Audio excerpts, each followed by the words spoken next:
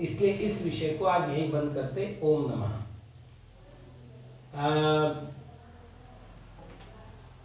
आज मतलब आज और कल ये 2 दिन मेरे लिए बहुत बड़े दिन हैं।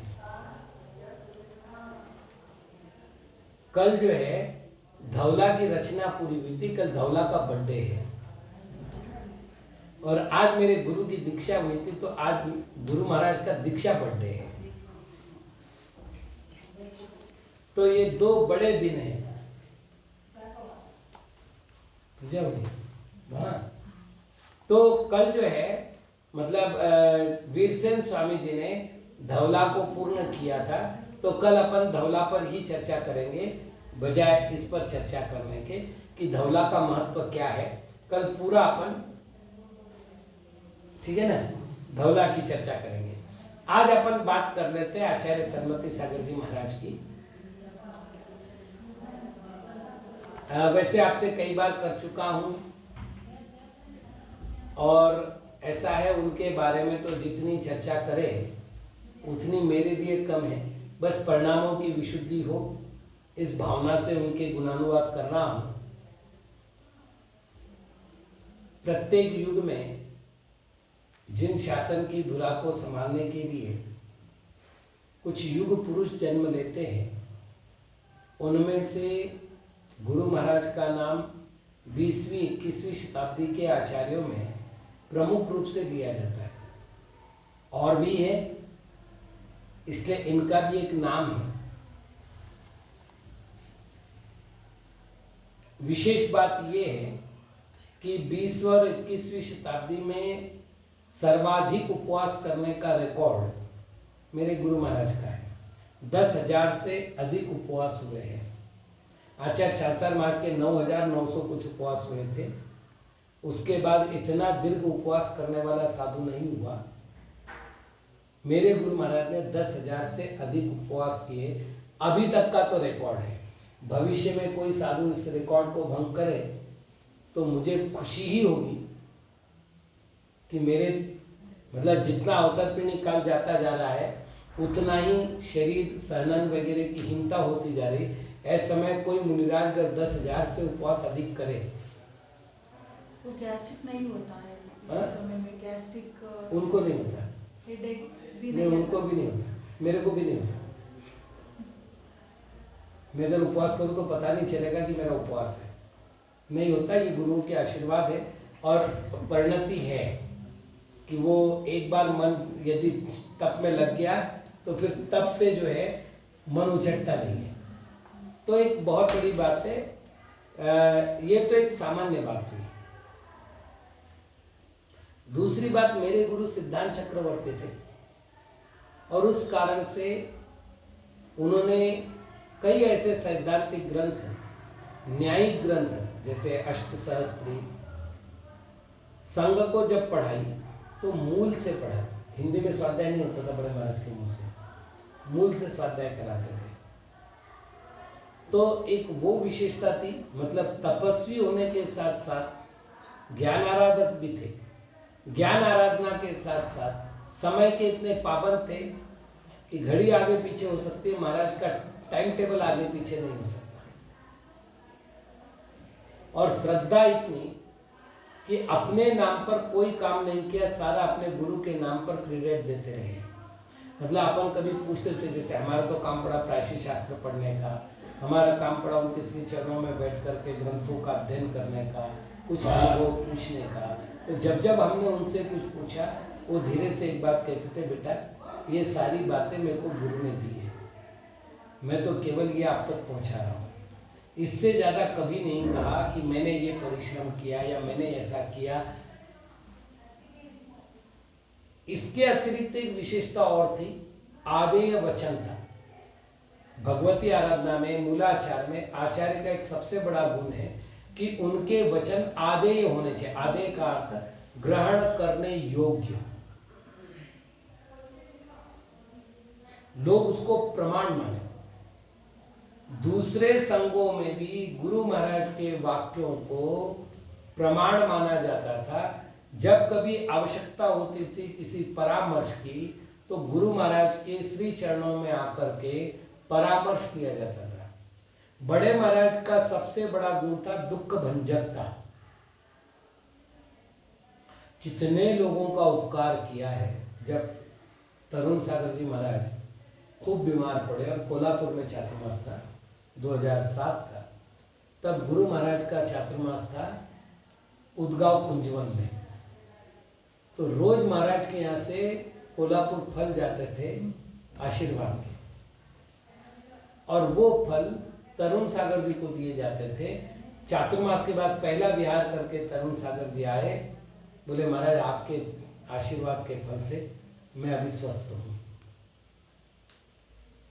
दुख भंजकता मतलब किस पर उपकार करना है उसकी कोई गणना नहीं। चातुर्मास में पिंचियाँ बन रही है तो संघ की पिंचियों के साथ बाहर के साधुओं की पिंचियाँ बन रही है। बोले सुविधि सागर जी मेरे से मांगते, मैं ना कैसे कहूँ, आचार्य हूँ, भेज देता हूँ। मेरे को बहुत अच्छे कमंडल मिले, छोटे छोटे कमंडल थे, संघ में बूढ़े साधु थे, बड़े बड़े कमंडल थे। तो मैंने कहा अपने को इतने कमंडल तो चाहिए नहीं, तो मैंने 5-7 कमंडल जो है बड़े महाराज के पास भिजवाए। जब मैं संघ में पहुंचा तो खोज थी किसको दिया क्या दिया, एक इंटरेस्ट भी होता है कि अपन में भेजे। तो देखा एक भी साधु के हाथ में कमंडल नहीं मेरा भेजा हुआ। तो मैंने धीरे से एक दिन महाराज से पूछ लिया, महाराज वो कमंडल मिले नहीं आपको? बोले क्यों आपको वापस चाहिए? मैंने कहा महाराज दान वापस थोड़ी दिया जाता, मैं तो पूछ रहा हूँ। अरे बोले सुविधि सागर जो छोटे छोटे कमंडल थे, कुछ साधुओं ने कहा हमारे आपके पास छोटे कमंडल हो तो दे दो, हमने दे दी। मतलब ये भी नहीं, मतलब तेरा मेरा पन की तो कोई भावना उनके जीवन में रही नहीं। अधिकतम 111 साधु उनके पास रहे एक साथ औरंगाबाद में। 80-80 साधु लेकर के तो विहार हुआ है। पर संघ के भी साधु थे, आकर के संलेखना करने के लिए आते थे। अच्छा एक्यूरेसी इतनी कि उन्होंने कह दिया इतने तारीख को इतने बजे संलेखना होगी तो होगी या नहीं होगी। अब ये दुनिया का कोई माइका लाल उस बात को खंडन नहीं कर सकता। बोल दिया मतलब बोल दिया। हम कई बार बोलते थे महाराज आपके बेटा गुरुओं का आशीर्वाद है, जो बोल दिया वो हो जाता है। कर्तृत्व भार से मुक्त थे। अध्यात्म की इतनी गहरी समझ थी कि आध्यात्मिक विषयों पर उनका हाथ पकड़ पाना बड़ा कठिन था। केवल बोलने में ही नहीं, उनके जीवन की ऐसे कई बातें मैं बता सकता हूं जहां केवल अध्यात्म के बल पर उन्होंने अपने परिसरों को जीता है। संघ के एक मुनिराज उनकी निंदा कर रहे थे। एक आदमी ने आकर बड़े महाराज से कहा वो साधु आपकी निंदा करता है। बड़े महाराज कहते ठीक है ठीक है। अब वो आदमी उठ के जाने बाद मैंने महाराज से कहा महाराज या तो वो आदमी झूठ बोल करके संघ में आग लगा रहा है या संघ का साधु गलत बोल करके गलत प्रचार कर रहा है। बोले बेटा संघ के साधु ने बोला है मुझे पता है। तो मैंने कहा महाराज फिर आप चुप क्यों हैं? समाज के बीच में खड़ा करो, कठोर प्रायश्चित दो। गुरु निंदा करता है। बोले सुविधि सागर जी शांत, तुमको वैदिक रामायण की कथा पता है? मैंने कहा कौन सी? बोले वाल्मीकि की। मैंने कहा हाँ, तो वाल्मीकि ने कौन सा जाप किया? मैंने कहा मरा मरा मरा। बोले मरा मरा का जाप करने वाले वाल्मीकि को राम का फल मिला। जो मेरी निंदा कर रहा है वो पूरा सन्मति सागर सन्मति सागर सन्मति सागर बोल रहा है, तो फिर मैं उसको दंड कैसे दूं? भैया मेरा तो आशीर्वाद है, भला हो उसका। एक श्राविका ब्रह्मचारिणी थी, संघ के आश्रित थी। बड़े महाराज पर बहुत बड़ा आरोप लगाया, बहुत बड़ा आरोप लगाया। मतलब दूसरा होता तो क्या करता, मेरे को सहन नहीं हुआ। मैंने पूरे साधुओं की मीटिंग की। मैंने कहा ये ब्रह्मचारिणी संघ में नहीं रहनी चाहिए। कोई आर मत लो, कोई आरी का उसको अपने कमरे में स्थान मत दो। बोले बड़े महाराज कुछ कहे तो मैंने कहा मैं बीच में बैठा हूँ, मैं भोगूंगा इस बात को, नहीं करना। किसी ने आर नहीं दिया, किसी आरिका ने कमरे में तक नहीं आने दिया उस ब्रह्मचारिणी को। दूसरे दिन वो महाराज को आहार देने गई, महाराज ने शांति से आहार नहीं दिया। मैं गया, गुस्से में ही गया। मैंने कहा महाराज ये क्या तरीका है? बोले सुविधि सागर जी उसका कर्म उसके साथ, मैं क्यों वैर बांधूं? वो जाने, उसका काम जाने। फल ये हुआ पागल होकर के मर गया। लेकिन बड़े महाराज ने उसका तिरस्कार नहीं किया। धीरे धीरे ये हो गया कि हम 2 या 3 साधु बचे जो उससे आहार नहीं लेते थे। बाकी लगभग साधु देखा भाई आचार्य महाराज ले रहे, अपन कैसे मना करें। धीरे धीरे करके सब साधु शुरू हो गए। मतलब ऐसा नहीं कि मेरे विरोध में बोला है तो मैं उस पर गुस्सा करूं, कुछ भी नहीं। मेरा कर्मोदय है वो मेरे तरफ से हो। मतलब आपको बता रहा हूँ, क्षमा का जो मतलब आध्यात्मिक पाठ में जो दूसरे जीव के प्रति क्षमा का जो भाव था, इतना गहन भाव था। मतलब अहोभाव कितना। मैं उनके उम्र में भी बेटे जैसा, और शिष्य तो बेटा ही होता है। लेकिन हमेशा सुविधि सागर जी क्रोध में भी बोलेंगे, डांटा फटकारा सब किया है, क्रोध में बोलेंगे तो सुविधि सागर जी। तो मैंने एक दिन पूछ ही लिया, तो बोले बेटा हो तो परमेष्टि। जब नमो लोए सब्ब सावणम बोल करके मैं तुम्हें नमस्कार कर रहा हूं, तो तुम्हारा नाम एकेरी कैसे ले सकता हूं? बिना जी लगाए मैं तुम्हारा नाम कैसे ले सकता हूं? ये जो भावना की उन्नतता, विशालता उनके जीवन में थी, ऐसा मतलब अनोखा अनुभव देख पाना, मतलब मेरे जीवन का यदि सबसे बड़ा पुण्य का कोई उदय है तो मुझे ऐसे गुरु का चरण सानिध्य मिलना और ऐसे गुरु से दीक्षा लेने का अवसर मिलना, ये मेरे जीवन का सबसे बड़ा पुण्य योग है। सबसे बड़ी बात, कभी बंधन में नहीं रखा शिष्यों को, उन्मुक्त थे हम। तुम जो कर रहे हो सुविधि सागर जी, एक ही बात कहते थे, अपनी पिंची की ओर देखो, पिंची की ओर देखते हुए तुम्हें लज्जा का अनुभव नहीं हो, वो काम बिना किसी झिझक के करो। और पिंची को देख करके लज्जा हो तो सारी दुनिया भी कहे तो मत करना। बस एक तुमको मार्गदर्शन, बाकी तुमको जो करना है करो। कभी रोका नहीं किसी बात के लिए। मैं जो पढ़ना चाहता था, जैसा पढ़ना, अरे आयुर्वेद पढ़ाने वाले वो, मंत्र शास्त्र पढ़ाने वाले वो, ज्योतिष शास्त्र पढ़ाने वाले वो, तंत्र शास्त्र पढ़ाने वाले वो, साहित्य पढ़ाने वाले वो, मैं नहीं पढ़ा रहा हूँ, दूसरे से पढ़वा रहा हूँ, पढ़ो। तुम्हारे पास पात्रता है सुविधि सागर, तुम जो पढ़ना चाहो, जो करना चाहो करो। मतलब अच्छा, शिष्य की उन्नति देख करके उनको जितनी खुशी होती थी, जितनी उनके मन में प्रसन्नता होती थी, ऐसा बहुत कम देखने में आता। बड़े गौरव के साथ कहते हैं मेरा शिष्य देखो क्या कितना काम करता है। 2010 तक मेरे जितने ग्रंथ निकले, एक बार फेयर करने के बाद उनके पास जाती थी, वो प्रति एक बार पढ़ते थे, उसके बाद मेरे तक आती थी, उसके बाद प्रकाशन की बात होती थी। मतलब ऐसा नहीं कि तुम कर रहे हो तो मैं क्यों करूं। एक दिन मेरे को बुलाया, बुला करके एक ग्रंथ दिया आप्त स्वरूपम, ले लिया मैंने, पढ़ लिया। उसके बाद उन्होंने कुछ नहीं कहा, मैंने कुछ नहीं कहा, मेरा विहार हो गया।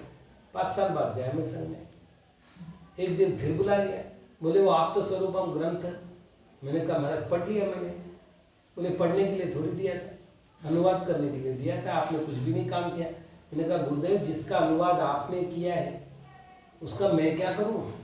तो बोले बेटा एक बात है, मैंने जो अनुवाद किया था वो केवल शब्द और अर्थ लिखा है, उसका कोई विस्तार नहीं किया है, तो आज की तारीख में वो अनुवाद ठीक नहीं है, तो ये अनुवाद आपके हाथ से हो। मैंने कहा महाराज जी ऐसा करते, ये अनुवाद मैं फेयर कर देता हूं, अनुवाद जो है उसी के नाम पर है। इस पुस्तक में मेरा नाम नहीं आएगा सुविधि सागर, जो करेगा उसी का नाम आएगा, और आपको करना है। तो उन्हीं के श्री चरणों में बैठ करके 5-7 दिन में तो अनुवाद हो गया था। मतलब किसी से कैसे काम करवाना है, कैसे उसको प्रोत्साहित करना है, खुद के नाम की कोई अभिलाषा नहीं। मतलब आदमी कर्तव्य तो नहीं छोड़ना चाहता। मेरी पुस्तक है, मैंने अनुवाद किया, मतलब जबलपुर छपी थी बेटा जब मेरी दीक्षा भी नहीं हुई थी। मेरे दीक्षा से 8 या 9 साल पहले उनकी पुस्तक छप चुकी थी। लेकिन नहीं, मेरे कुछ नहीं करना, मेरा नाम नहीं होना चाहिए। तुम्हारा नाम हो सुविधि सागर जी, हमको इसी में खुशी है।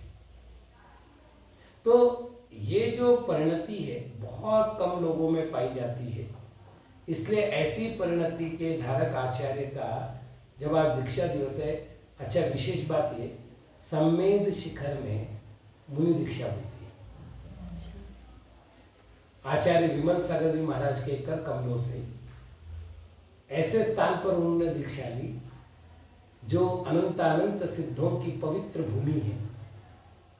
उस पवित्र भूमि पर दीक्षा लेकर के उन्होंने अपने जीवन को तो पवित्र बनाया, पता नहीं हम जैसे कितने सामान्य जीवों को उन्होंने उपकृत करके मोक्ष मार्ग में लगाया। तो ऐसे आचार्य महाराज का आज दीक्षा दिवस है।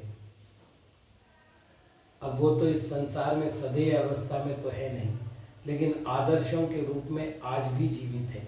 हम निरंतर प्रार्थना करते हैं कि भगवान उनके जैसा गुरु हर साधक को मिले, ताकि हर साधक का अपना जीवन परिष्कृत हो, मोक्ष मार्ग प्रशस्त हो। ओम नमः।